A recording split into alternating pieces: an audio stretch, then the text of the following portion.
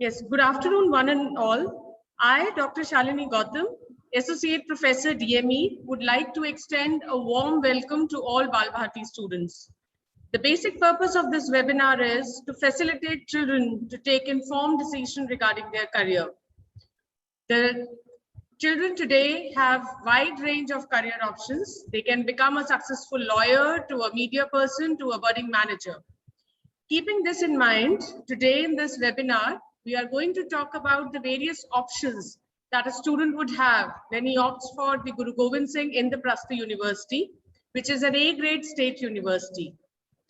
I would like to welcome the resource person of today, Professor Dr. Ravikant Swami sir, who is the Director DME. Sir has over 24 years of experience in teaching and administration and holds a PhD degree from University of Rajasthan. So without much ado, I would request sir to please start with his presentation. Over to you, sir. Okay, so I'll share my screen.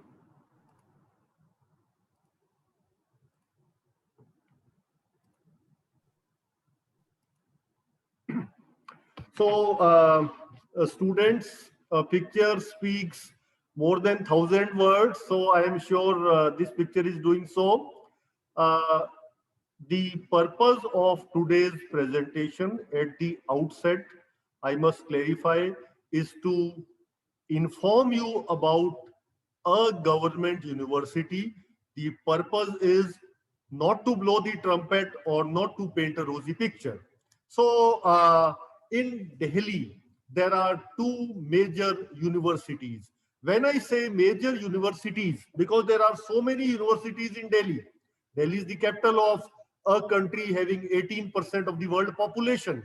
So Delhi has got many universities, but there are two major universities.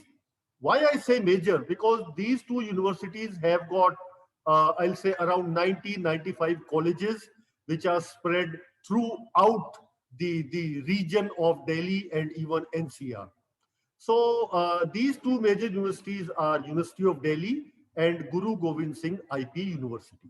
Now, do these universities compete with each other? No. Why? Because University of Delhi is all about academic courses, while IPU is all about professional courses.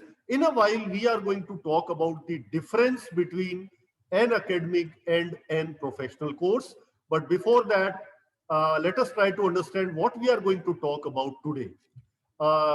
Of course, students, don't worry, not going to be a long presentation, 25 to 30 minutes. First, we are going to learn what is IPU, all about IPU, then the courses, the admission process, the fee structures, obviously, money is important. And lastly, we are going to talk about the scope of various professional courses. So let us begin with talking about IPU. So what is IPU, students? IPU is a government university, and as soon as Delhi became a state, rather a partial state, this was the first university to be established by the government of Delhi in 1998. Well, talking about the rankings, yes, ranking is a very confusing and controversial area too. Why controversial? Because, you know, different organizations, different magazines, different journals may rank a university differently for various reasons, which I cannot discuss here. So while I talk about rankings, let us simplify things and let us go by the rankings provided by the government of India. That's the most reliable source. So NIRF is National Institutional Ranking Framework. So NIRF's rankings are considered to be the most authentic. I am going to talk only about the NIRF rankings of IPU. There are around 875 universities in our country. And out of these 875, what is the ranking of IPU? Well, the rank is 95th. So how do we understand? I think I can put it another way, that the ranking is among the top 10% universities in this country. Talking about courses like engineering, the rank is still better. And about courses like business management, courses like BBA, the rank is among the top 5% in this country. There is another government organization which grades universities, which is NAC, and NAC graded IPU as A. Uh, One thing which is very important for students is that whether the university from which you are doing a particular course, the degree of that university is recognized throughout the world or not. That's a very important point. So for that, there is something called AIU, Association of Indian Universities. So if any university is member of AIU, its degree is recognized by all universities in this world. So obviously, IPU being a government university has got membership of AIU, which means if you do say BTech from IPU, you can do MTech from any university on this earth. So that's about the recognition. Uh, IPU is made up of around 95 colleges, which are located not only in Delhi, but in NCR. So what is NCR? NCR means the districts which are adjoining Delhi. So be it Gautam Budh Nagar or Ghaziabad or Faridabad or Gurugram or Sonipat. These are the districts which adjoining, which touch Delhi, and this is what we mean by NCR, although NCR has got a little different definition. So the districts adjoining Delhi, they also have colleges which are affiliated with IPU. So while University of Delhi is affiliating colleges only inside Delhi, IPU is affiliating colleges in Delhi and NCR, means in Gautam Budh Nagar, Noida, Greater Noida, Ghaziabad, Faridabad, etc. This is about the location of the IPU colleges. How many courses are there? Yes, there are around 80 courses about which we are going to talk in the next part. And how many students are there? Around 80,000. Moving on. Now, as I said in the beginning, we need to understand the difference between an academic and a professional course. While an academic course like BA History Honors or Psychology Honors or say BCom, it provides you knowledge and knowledge and knowledge. A professional course provides you what? It provides you knowledge, number one. Number two, how to apply that knowledge. And third and most important, the specific attitude required for a specific job. Say, for example, if you go for hotel management, then they'll give you knowledge about hotel management. Then they'll tell you how to cook, cool and serve, and they'll also prepare you for being a hotel like a hotel kind attitude, right? Because unless you have a very good service orientation, you cannot succeed in the hotel industry. So this is what a professional course gives you, while an academic course gives you knowledge only. So in conclusion, we can say a professional course trains you for a particular job, while an academic course does not do so. Uh, this is something interesting. Who are the notable alumni of IPU? Well, the first one is someone whom all of you admire, adore, and watch her movies. Yes, my dear audience, Tapsi Pannu did her BTech in computer science from IPU only. And next is Gaurav Sharma. If any of you is fond of reading novels, you must have heard about God of the Salid and Gone Are the Days. Gaurav Sharma did his journalism from IPU. Then Gaurav Gogoi is the deputy leader of Congress in Lok Sabha. He also did his BTech from IPU. Guneet Monga, yes. You must have heard about movies like Gangs of Wasepur and The Lunchbox, Masan, etc. Very popular movies. So Guneet Monga did her BJMC from IPU. Then she established a production house which has produced all these movies like Gangs of Wasipur and all that. So the list is very long, but considering the time, I have taken only these four. So tomorrow you may be among them. Coming to the second part of the presentation, the courses which IPU has. Let us try to bifurcate. Let us try to simplify. So there are two kinds of courses. One for which you need specific disciplines at 12th.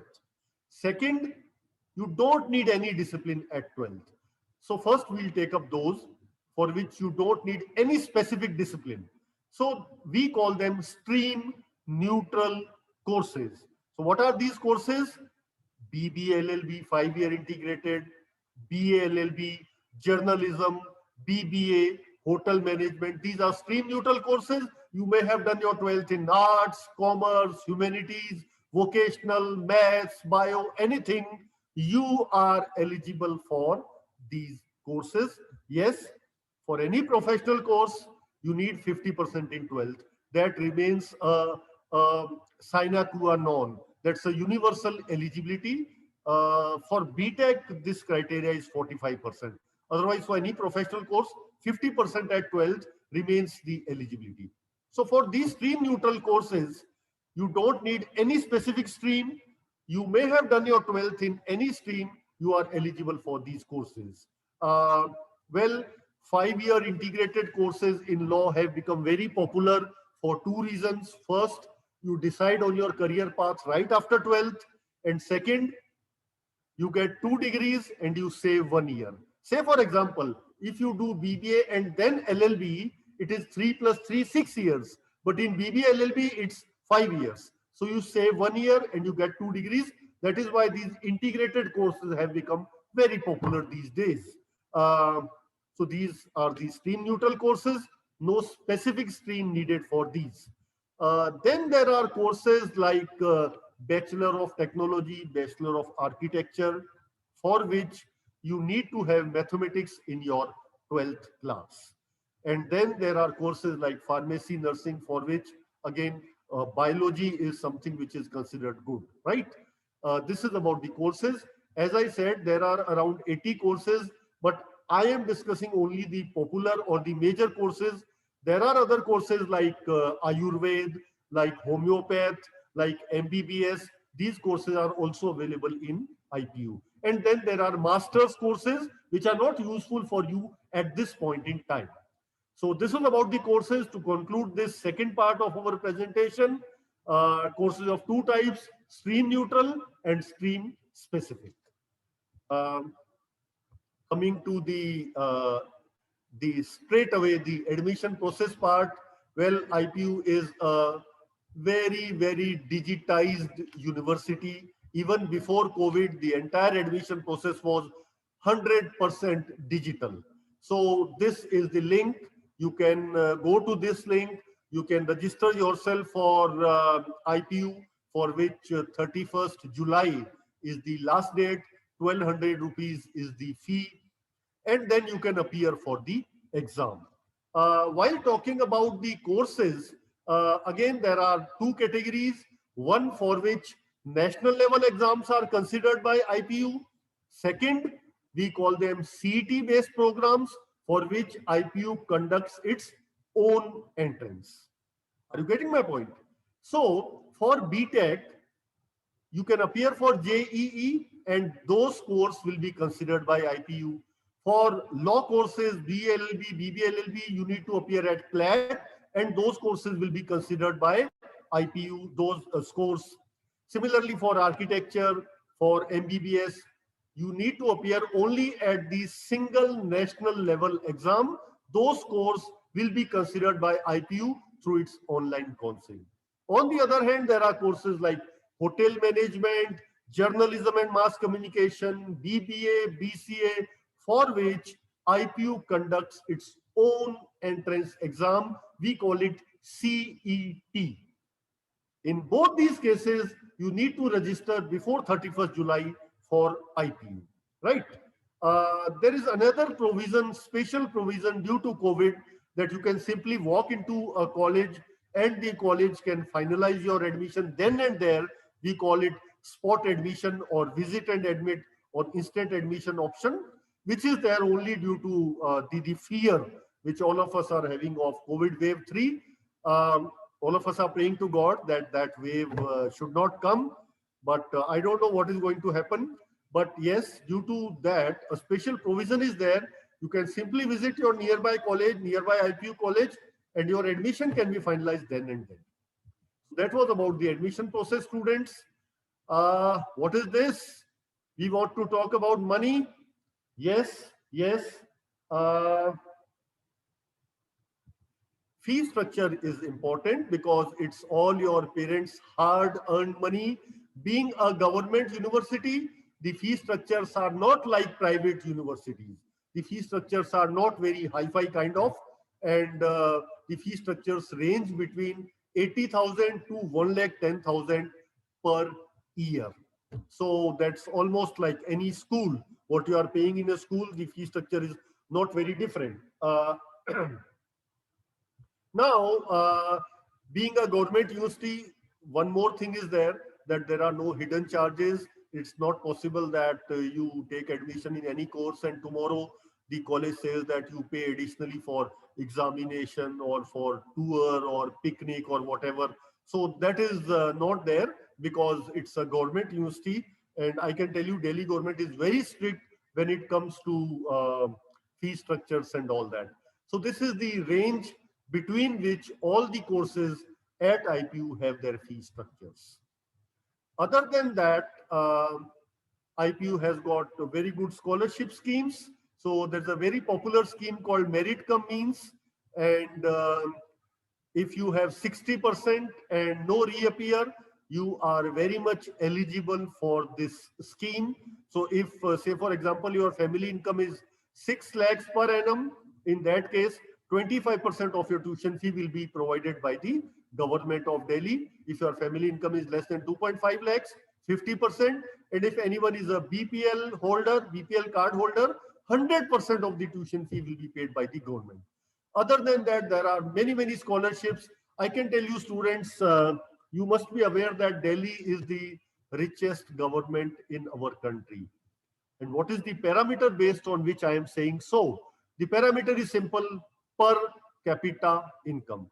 So based on per capita income, students, Delhi is the richest state in India, and you get the advantage of that in terms of good scholarships.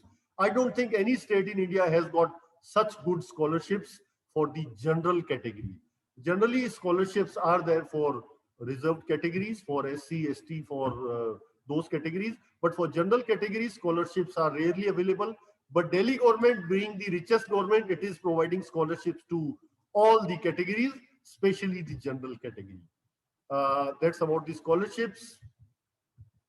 Moving on, we have reached the last part of this presentation, the scope of the professional courses.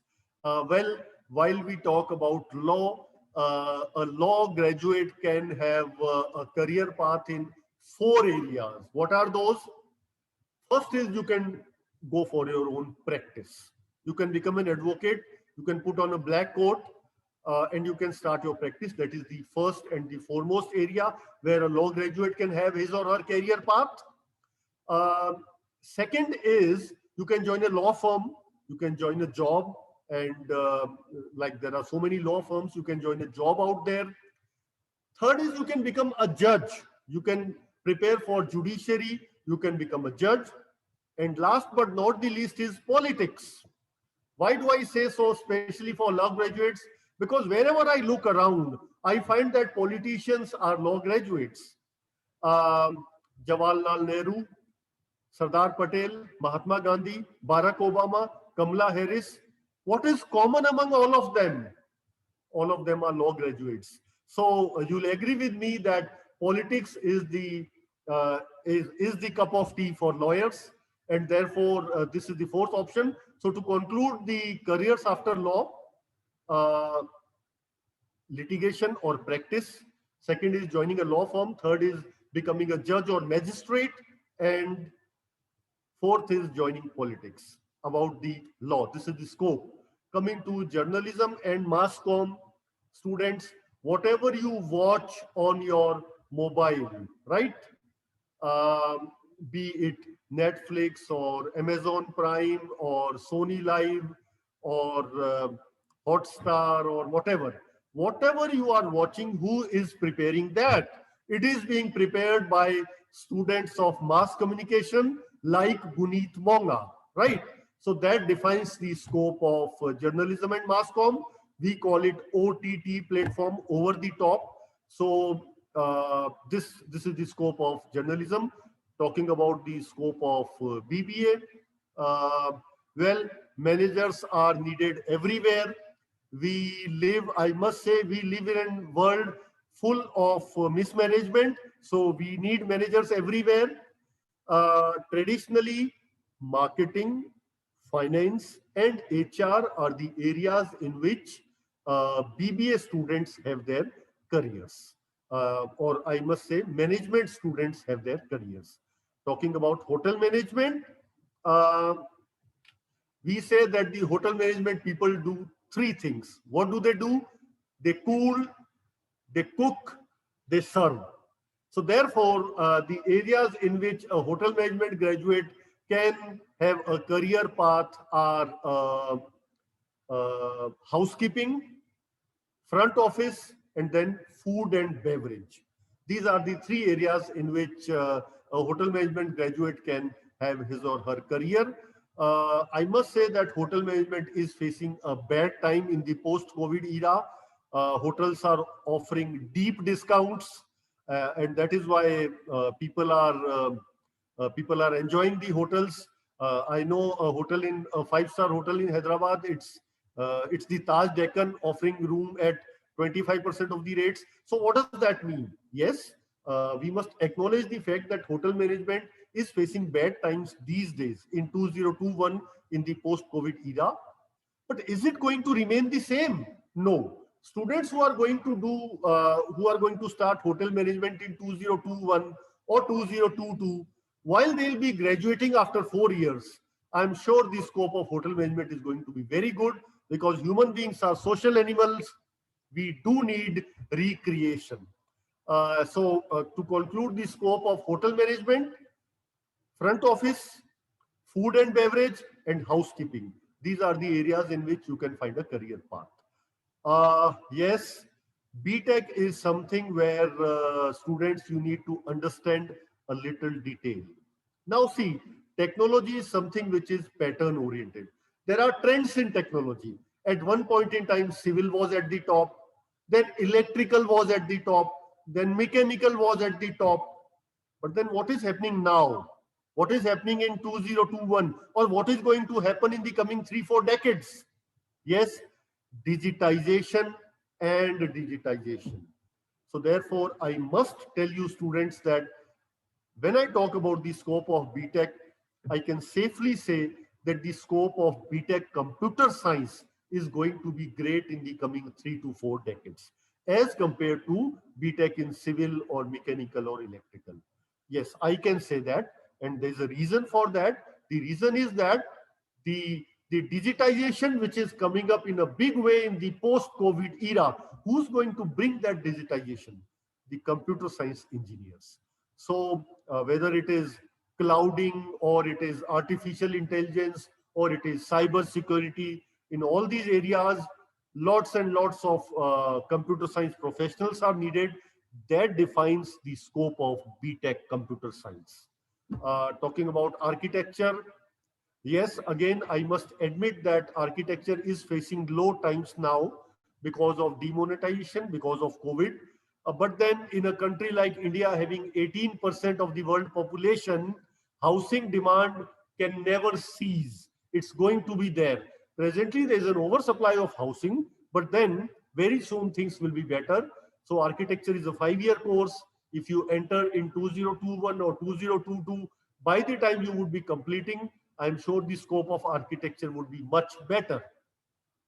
Talking about the biology courses, pharmacy, yes, medicine is an area wherein the scope is ever increasing. And in the post-COVID era, governments are going to invest in the medicine area. Nursing again is an area which should not be attached with a taboo. Yes, there's a nursing. Nursing is an area where we attach a taboo. We say that, oh, it's a low profile job, but it's a very wrong notion. while I talk about nursing, it is not gender specific. Nurse is a term which is used for male as well as female.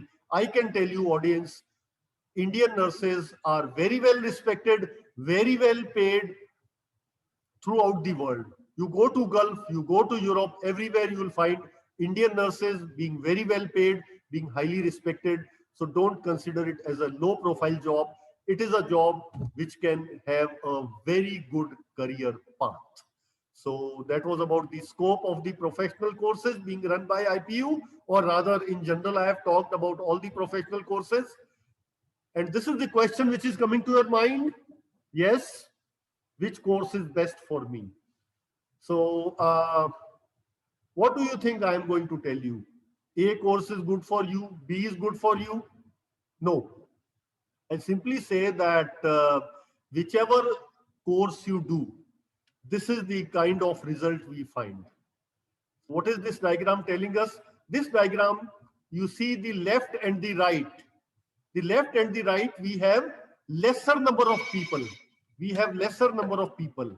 But in the middle, we have large number of people. What does that mean? It simply means that large number of people, or majority of the people, after any course, they succeed in their careers. While there are smaller numbers which who do not succeed, and there are smaller numbers who achieve say great success. So therefore, let us not talk about big success or failures. I can say whichever course you do, this is the trend which we find. The middle portion of this diagram, majority of the people, 50% of the people have a good career, they succeed, they lead a happy life. So I'll not say which course is good, which is bad for you. I'll simply say whichever course you do, this is the output. And we have come to the last slide of this presentation. What is the formula for success? So am I going to talk like any Baba and tell you, okay, ja bacha, isse success milegi? Am I going to talk like that? No. We are teachers, we are counselors. We should not talk like that. This is the answer to the question. The formula for success, even God does not have the formula. So how can I tell you the formula? The formula for success is defined by what? My dear students, you go for any course, what is required is the right set of knowledge, the skills to apply that knowledge, and the right set of corporate ready attitude. And while I say attitude, in one line I can define work is worship. Work first, everything else second. So if you have the right set of knowledge, skills, and attitude, the world is waiting to welcome you with open arms. The corporate sector is waiting for you. That's all from my side. Thank you for being a very good audience. Thank you. Thank you, sir. Thank you for that presentation. Wonderful presentation it was. So students, the chat is enabled. In case you would like to ask any questions, you can ask them right now by typing in the chat box. Anyone has any questions? Okay, sir. So we have got this first question. The student is asking that IP University has 85% of reservation, the domicile reservation probably she's talking about. So how can I be assured of getting admission? Well, Dr. Shalini, this is a very intelligent question, I must say, because this is a technical glitch. Students, what happens is that there is a concept of son of the soil, which is applicable in every state of India. And that concept says that son of the soil have 85% quota, and people belonging to the rest of India have 15% quota, right? This means that for any IPU college, 85% quota is for Delhi students and 15% is for the students belonging to rest of India. Now, how do we define this quota? First, try to understand. This quota is not defined by your Aadhaar card, not by your ration card. It is simply defined by the location of your school. If your school is in Delhi, you will be considered as a Delhi candidate. You may be belonging to Kolkata or Madras. And if your school is outside the border of Delhi, you are a non-Delhi candidate belonging to rest of India. Having said that, try to understand the point. In fact, this quota does not have much significance, or you can shun this perception. This perception has zero value. Why? Because during the initial counseling, say online counseling 1, 2, and 3, these quotas exist. The walls are there, Delhi, outside Delhi, this, that. But then eventually there is a spot counseling wherein all the quotas merge, right? So when all the quotas merge, the entire 100% quota is available for non-Delhi students. So the only thing is that you have to wait a little. Otherwise, eventually, not 15%, 100% quota is available for you. And what I suggest is that due to COVID, all these quotas have been done away with. So you can simply visit your nearby college, say any college in Greater Noida or Noida or Ghaziabad. You can visit and you can finalize your admission then and there, because the facility of spot admission is there because of COVID. And in the spot admissions, there is nothing like quota. So you just fill the IPU form, visit your nearby college and finalize your admission. And to conclude this point, there is nothing like quota. Eventually, all the quotas merge and you get 100%. So Right. forget about this concept. It is, I'll say, a concept only on paper. The ground reality is very different. 100% is available for you. Right. Thank you, sir. Thank you for clearing that doubt. So another question is, can I do fashion designing or any course in designing from IP University? I think this is a question of which I do not have the answer, because I have not seen any fashion designing course in the IPU advertisements. Right. So I am skeptical.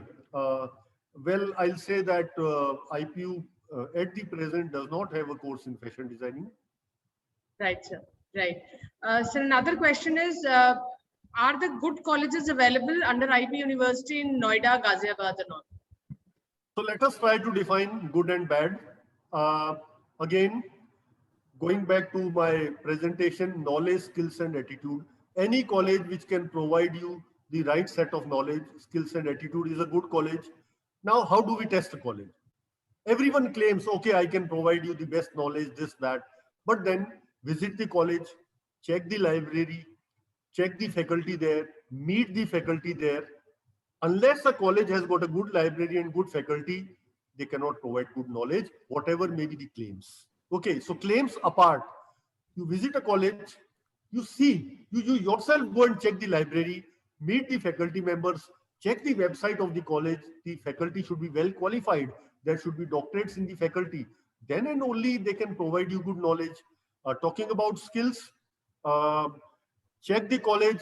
What about their industrial visits? What about their communication courses? What about their add-on courses? If they are providing good courses in, say, Microsoft Word, Excel, communication, etc., then only they can provide you skills, not otherwise.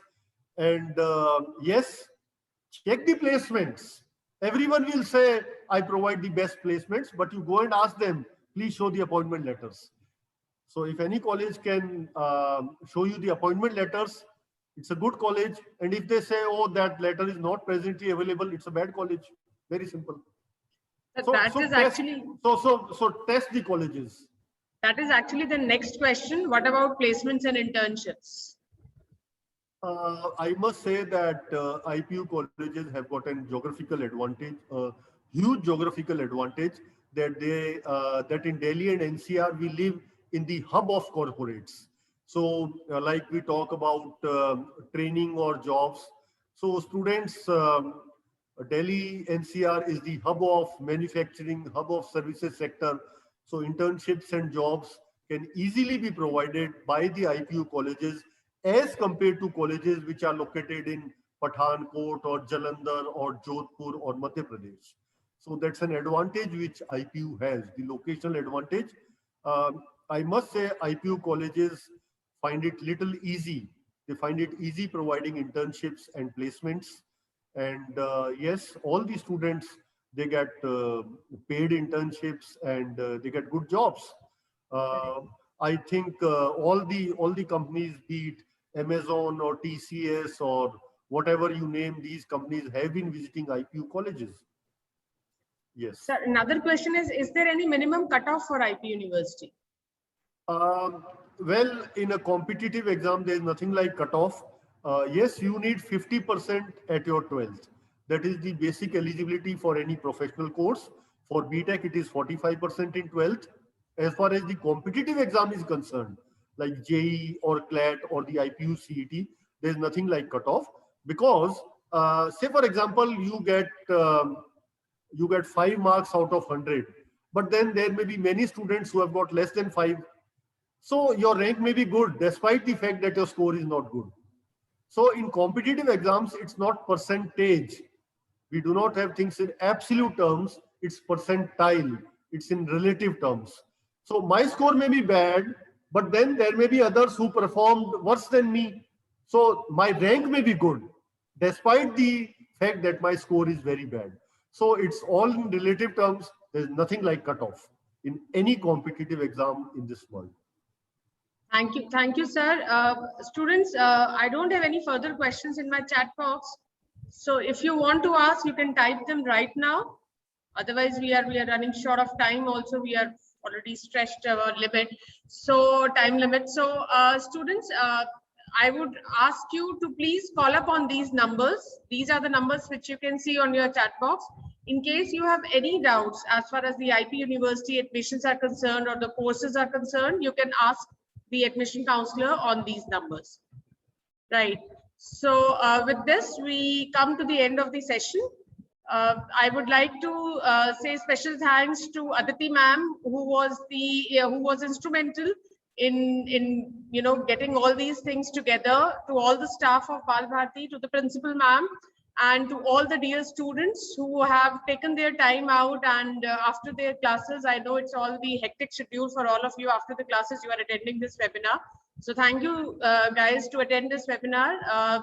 Thank you, sir. Thank you, Swami, sir, for giving the wonderful presentation. I am sure that the students, all of their doubts must have been cleared as far as the IP University is concerned. Thank you. Thank you, all of you. Thank you, Shalini ma'am, and thank you, sir, for such a enlightening, crisp session, I would say, wherein he did answer a lot of relevant questions which do arise when students look out for university, and yes, giving a brief about IPU. So I'm sure children would have got some idea about a different avenue other than the very known Delhi University. So there's IPU also, where they can, seek in admissions. Thank you so much, Shalini ma'am. Thank you, sir. Thank you. Thank you, ma'am. Thank you so much.